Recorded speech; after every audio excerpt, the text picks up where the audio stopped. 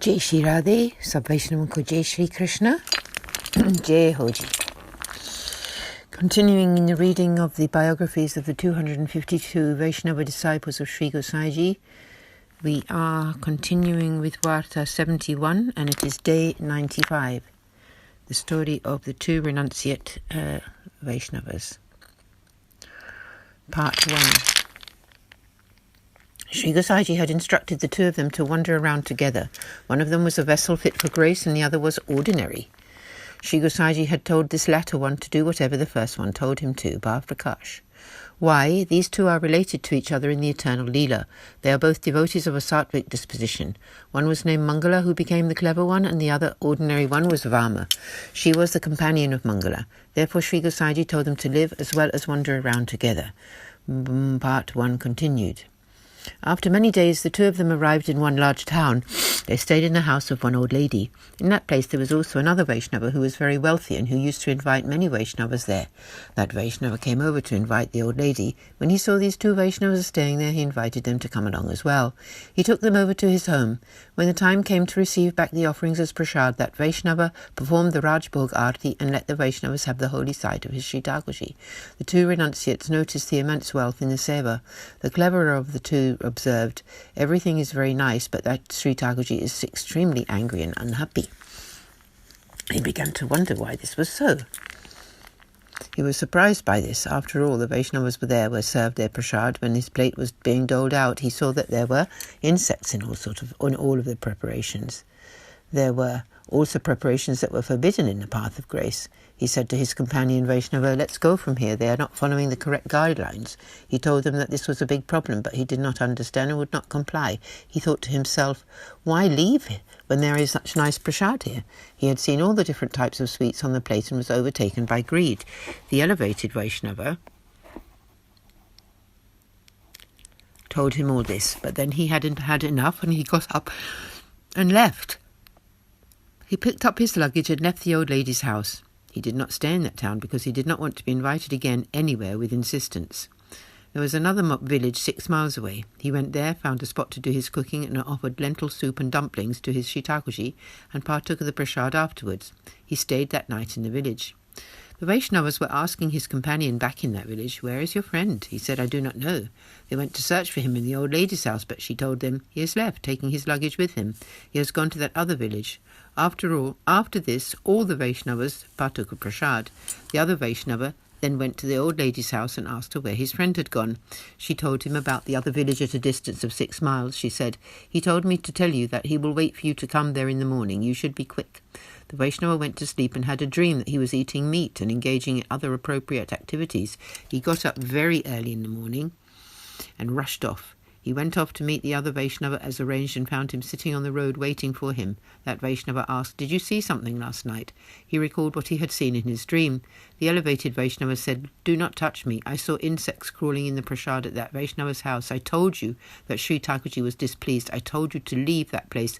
That was what I had to do, instruct you fittingly. You did not take heed. Your senses were looking for gratification. You, therefore, fell from the righteous path. Anyway, never mind. You walk behind me, but don't touch me. Sri Gosaiji told me that I must take you with me, and I must do this. However, when we get to Sri Gosaiji, I shall tell him everything, and we shall have to do whatever he tells us." They set off. They came to the first camp. The elevated Vaishnava begged for alms, after which he began to gather cow dung pats to cook on. He went near to a source of water and started to cook. He made his offerings to Sri Thakurji. He was putting the prasad on the leaf plates, but he placed the other Vaishnava's plate at a distance.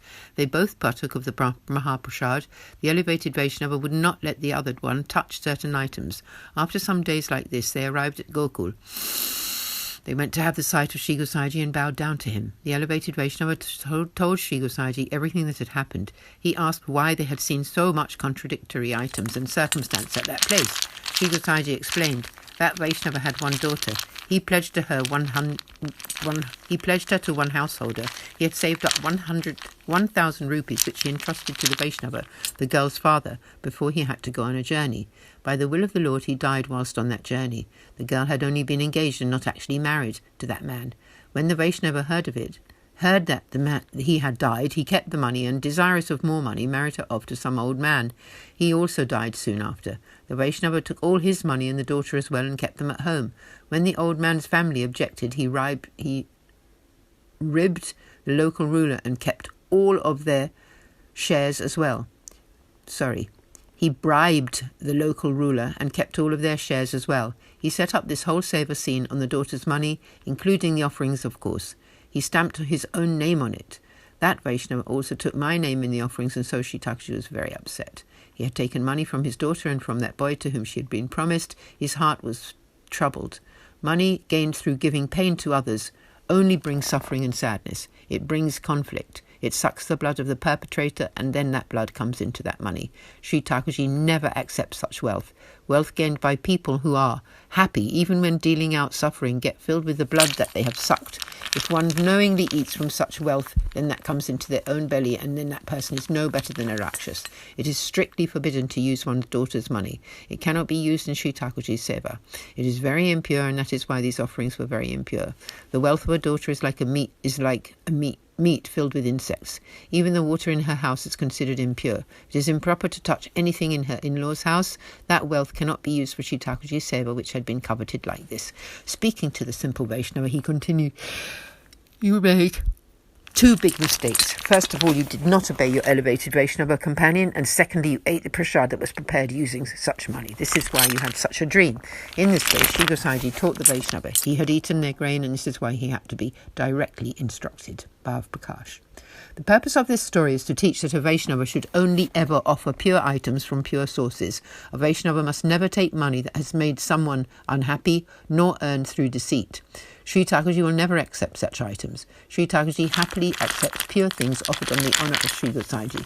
One should always serve according to the rules of the path of grace, and only then will Sri Thakurji be pleased. The Lord respects things offered whilst honouring Sri Acharyaji and Sri Gosaiji. Their rules must always be followed, otherwise the Lord will not accept them in the grace-filled manner. Part 1 continued. The Vaishnava piped up, "O Maharaj, what has passed is past. How can I be free from this offence?" Sri Gosaiji told him, "For a whole year you should suffer the pain of separation, knowing that you stepped outside of Vaishnava principles. From now on, always be sure to adhere to the proper rules of behaviour, but make a show of renunciation whilst being really worldly amongst Vaishnavas, and then everyone will criticize you. Then come back to me." The Vaishnava did exactly as Sri Gosaiji told him for one whole year. Many people criticized him. Sri Gosaiji then repeated his initiation with the Lord's name. He told the elevated Vaishnava that he should now allow his companion to touch everything again. Bhav Prakash. Here it is shown that such pangs of separation and inner anguish is very important in the path of grace, because they can wipe out impurities in a single second. The soul then becomes purified. One should never be displeased by criticism, because criticism wipes out impurities. Kya baat hai ji. Thus concludes Varta 71, the story of the two renunciate Vaishnavas who were the vessels of Sri Gosaiji's grace. There is no real end to their tale. A lot to learn in this Vartaji, as there are in all Vartas. But to have the inner darshan of Sri Gosaiji's instructions instead of functioning from our own egotistical natures is very important.